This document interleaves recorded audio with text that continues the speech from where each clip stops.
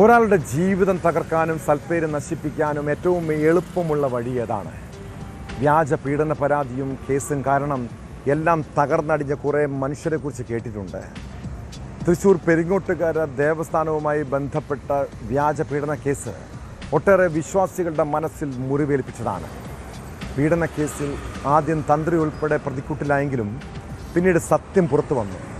ദേവസ്ഥാനത്തിൻ്റെ അധികാരം പിടിച്ചെടുക്കുന്നതിനും ക്ഷേത്ര സ്വത്തുക്കൾ കൈവശപ്പെടുത്തുന്നതിനു വേണ്ടിയുള്ള കള്ളക്കേസായിരുന്നു അതെന്ന് അന്വേഷണത്തിൽ വ്യക്തമായി. ഒടുവിൽ കേസിലെ ഒന്നാം പ്രതി പ്രവീൺ വേണുഗോപാലിനെ കർണാടക പോലീസ് അറസ്റ്റ് ചെയ്തിരിക്കുന്നു. ഒളിവിലായിരുന്ന പ്രതിയെ ഹരിപ്പാട് നിന്നാണ് പിടികൂടിയത്. തന്ത്രിയുടെ സഹോദരങ്ങളും പ്രതികളും തമ്മിലുള്ള സാമ്പത്തിക ഇടപാടുകളാണ് കേസിൽ നിർണായകമായത്.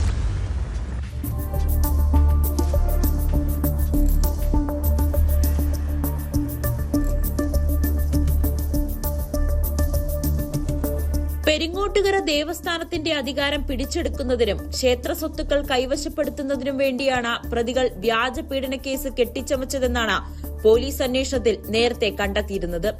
കേസിലെ സൂത്രധാരൻ കൂടിയാണ് അറസ്റ്റിലായ ഒന്നാം പ്രതി പ്രവീൺ. പെരിങ്ങോട്ടുകര ദേവസ്ഥാനം തന്ത്രി ഉണ്ണി ദാമോദരനും മരുമകൻ ടി.എ. അരുണിനുമെതിരെ ഉയർന്ന പീഡന പരാതിക്ക് പിന്നിൽ ഹണി ട്രാപ്പാണെന്ന് കർണാടക പോലീസ് കണ്ടെത്തിയിരുന്നു. കേസിൽ പ്രതിസ്ഥാനത്തുള്ള ശ്രീരാഗ് കാനാടി, സ്വാമിനാഥൻ കാനാടി എന്നിവരെ കഴിഞ്ഞ സെപ്റ്റംബറിൽ എറണാകുളത്ത് നിന്നും കർണാടക പോലീസ് പിടികൂടിയിരുന്നു. നിലവിൽ 7 പ്രതികളാണുള്ളത്.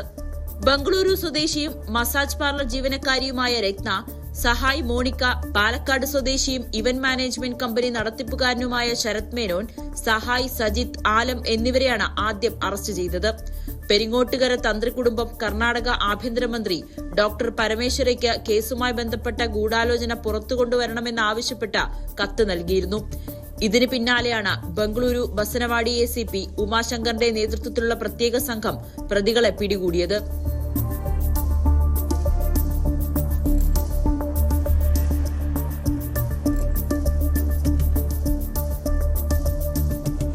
കേസിൽ പോലീസ് കോടതിയിൽ കുറ്റപത്രം സമർപ്പിച്ചിട്ടുണ്ട്.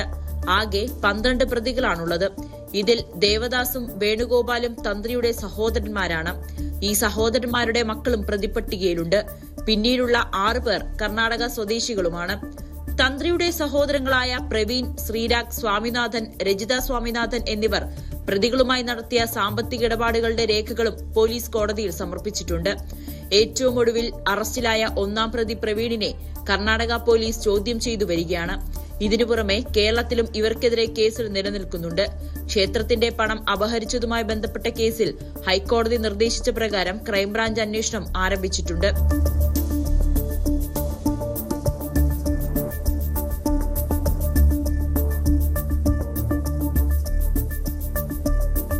ന്യൂസ് 18 കൊച്ചി. കൂടുതൽ വാർത്തകൾക്ക് news 18 Keralam YouTube channel subscribe ചെയ്യുക.